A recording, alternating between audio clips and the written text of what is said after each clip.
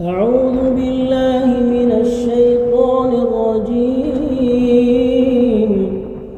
وقال الرسول يا رب إن قوم اتخذوا هذا القرآن مهجورا. بسم الله الرحمن الرحيم.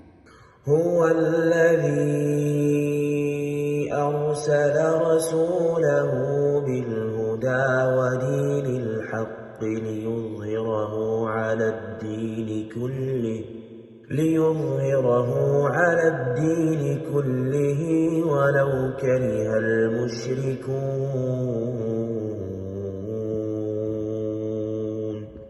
هو الذي أرسل رسوله محمدًا صلى الله عليه وسلم بالقرآن ودين الإسلام ليعليه على الأديان كلها ولو كره المشركون.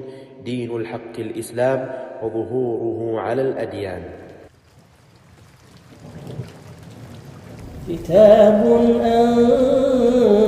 أنزلناه إليك مبارك ليدبروا آياته وليتذكر أولو الألباب.